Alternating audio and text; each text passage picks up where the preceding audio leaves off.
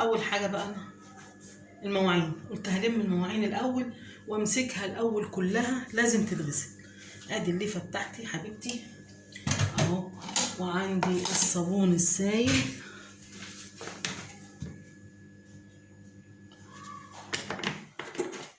مفيش حل غير كده، لازم الم المواعين كلها الاول.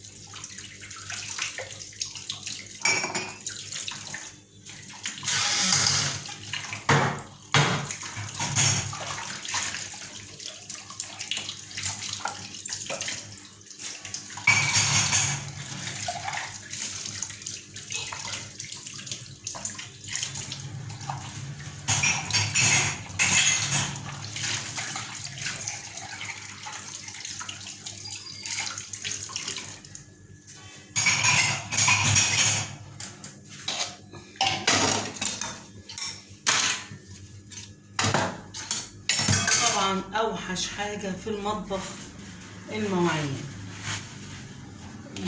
هي اللي بتبهدل الدنيا، فما بتغسليها كده اول باول ما بيبقاش المنظر اللي هو قدامك ده.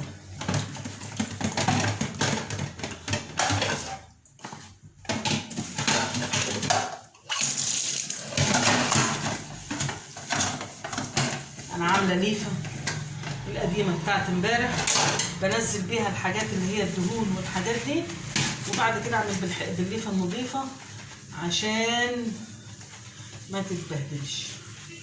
ندردش بقى واحنا بنغسل المواعين على اختيار الناس او اختيار الصاحب.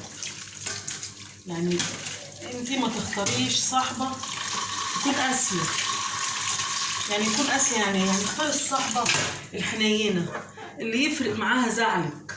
يعني لما تزعلي كده تقول وتعرف ان انت زعلانه تلاقيها سابت الدنيا بحالها وجات لك تراضيكي.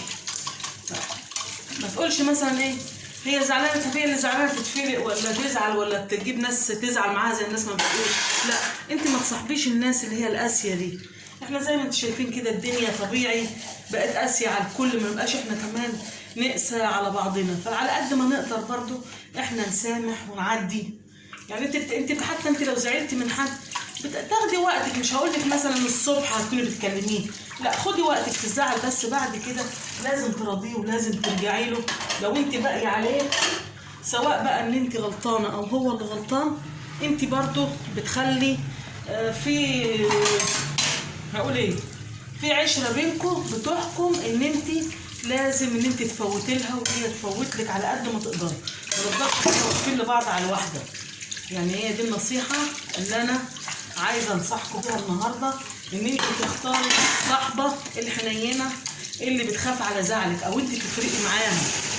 يعني وجودك في حياتها يفرق معاها. في ناس انت ما انتش فارقه معاها، انت معاها او مش معاها مش فارق، عايشه حياتها عادي، انت ولا حاجه بالنسبه لها.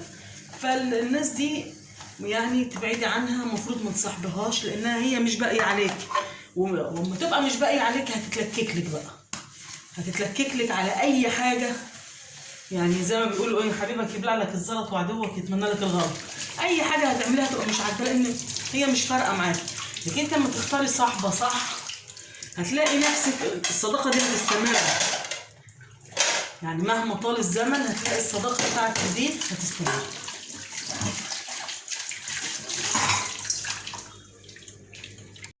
فمش كل الصحاب يعني هو اليومين دول قليل اول ما تلاقي صاحبه وفيه ومخلصه وبتخاف عليكي بجد، يعني عارفه لما تيجي حتى تنصحك لوجه الله، ما تبقاش مثلا في مصلحه ولا حاجه. والله انا اعرف واحده، والله الموضوع ده حصل فعلا مش فبركه يعني عشان خاطر الفيديو ولا اي حاجه.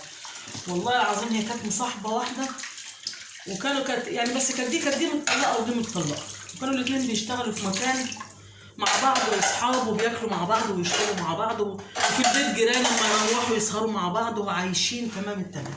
واحده فيهم اتجوزت وراحت حته غير الحته التانيه، والتانيه ما كانتش لسه اتجوزت. فطبعا صاحبتها اللي هي مش متجوزه دي هي ايه كانت حلوه، يعني كانت شكلها اموره وجميله وكده. فصاحبتنا بقى اللي هي الهبله اللي هي الصاحبه اللي غلبانه ديت كل شويه تقول لجوزها بقى ده صاحبتي دي قمر، والله انا عايزه اشوف لها، نفسي ان صاحبتي دي تتجوز، والله صاحبتي دي شعرها بصوا من هنا لهنا، جسمها مش عارفه عامل ازاي. خلت جوزها نفسه بقى متشوق ان هو يشوف صاحبتها، لان هو في بلد وصاحبتها دي في بلد، بقى متشوق ان هو يشوف صاحبتها اللي مراته عماله طول ما هي قاعده يا نهار ابيض على صاحبتي وشعر صاحبتي وجسم صاحبتي ومش عارف ايه. راحت جم بقى سافروا هما الاثنين عند اهلها، راح قال لها انا عايزه اشوف صاحبتي. راحت نادت عليها وتعالي شوفي جوزي وتعرفي عليه وعايز يشوفك بكل طيبه بكل عفويه بكل هبل، عارفه ايه شوفي جوزي عايز يشوفك ومش عارفه ايه. قعدت اخذت قعدتها وقعدت تضحك وتهزر قدام جوزها. العمليه طبعا شعشعت معاه شويه، راح هي مسجله رقمها على التليفون بتاعها، راح فاتح تليفون مراته وراح واخد رقم صاحبتها ده وبدا ايه يكلمها في التليفون، انت عامله ايه ومش عامله ايه وما ايه. المهم كلمه في كلمه شويه لقوا نفسهم عمالين ايه يتكلموا براحتهم. والله في الاخر راحت قالت له طب انا هتجوزك، صاحبتها دي كانت مخلفه ولد، انا هطلقها وانا اللي هربي لك الولد، ده صاحبتي ديت مش عارفه قيمتك، ده انت مش عارف ايه. طبعا صاحبتها كانت بتحكي لها كل المشاكل اللي كانت بتحصل ما بين جوزها، يعني كانت ملهاش الا هي يعني. فتروح تقول له انت فاكر يوم ما مش عارفه حصل ايه وما ادري ايه، اهو لو انا في الموقف ده عمري ما كنت عملت كده، ده لو انا هي مش عارفه قيمتك، ده انت اي واحده هتتمناك. لعبت بدماغه وانا هتجوزك وانا اللي هربي لك الولد وطلقها. والتانية طبعا لسه برضو علاقتها بيها ومش عارفه ان هو ده كل ده بيحصل من وراها. وبدا هو رفع، يعني هي حتى لو كانت مراته كانت عماله تقول له اي كلمه عليها يقول لها ايه طب انت فاكره يوم ما عملتي مش عارفه ايه، طب هي قالت لي برضو ان انت يعني بداوا يكشفوا اسرارهم قدام بعض. يعني مثلا صاحبتها قالت لصاحبتها على حاجه، مراته تقولها له ده جوزي مش عارفه عمل ايه يوم ايه ويوم ايه ويوم ايه. هو كمان مراته قالت له حاجه عليها يروح يقول لها فاكره اما انت برضه عملتي مش عارف ايه، هي قالت لي وانت. في الاخر اما جم بقى بدا يتغير مع مراته قولي 180 درجه. بدا بقى انت بقيتي عامله كده ليه؟ هي مراته حلوه مش وحشه، انت بقيتي عامله كده ليه؟ انت جسمك بقى عامل كده ليه؟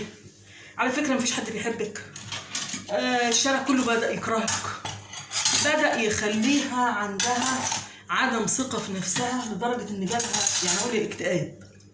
انت شوف بقى شكلك عامل ازاي، بصي جسمك بقى عامل ازاي، بصي انت مش عارفه ايه انت عارفه ايه. اما لا مش عاجبك يلا امشي، كل شويه اقول لها يلا امشي يلا امشي يلا امشي. المهم شكت في الموضوع ايه يعني مش شكت برضه، يعني هي برضه عايزه تعرف فيه ايه يعني. بالصدفه بتبص في التليفون جات له رساله على الواتس، بتفتح التليفون لقت رساله من صاحبتها، بدات تفتح بقى الحوارات كلها اللي ما بينهم، اتفاجئت باللي حصل. والله هذا حصل، اتفاجئت بالكلام. تقول له صاحبتي يعني انت يعني صاحبتي اللي انا اما كنت بيبقى فيه مشكله كنت بروح اعيط عندها، صاحبتي دي اللي انا والله العظيم 3 كانت هتتجنن. والمهم راحت قالت والله المساء راحت متصله عليها وقالت لها حصل كذا كذا كذا كذا كذا، انت ازاي تعملي كده ومش عارفه. راحت هو اللي بيجري ورايا، هو اللي بيجري ورايا. راحت بعد كده جات البنت ديت اللي هي الزوجه المخدوعه ديت، راحت عند اهلها وراحت لصاحبتها اللي هي ايه الخاينه دي. هو كان معاها، جوزها كان معاها، اتخانقوا قصاد بعض. ها، وراحت قالت لها مش انت قلتي لجوزي كذا كذا كذا كذا عليا، وان انا مش كويسه، وان انا مش عارفه ايه. راحت قالت لها ما حصلش. فدخل جوزها، راحت قالت له مش انت قلت لي ان صاحبتي قالت عليا كذا كذا كذا؟ قال لها لا ما قالتش. وكانوا هم قالت له يعني انا جبت منين الكلام ده؟ قال لها ما اعرفش، انا ما قلتش وهي ما قالتش. كانوا هيجنوها، وفي الاخر غضبت.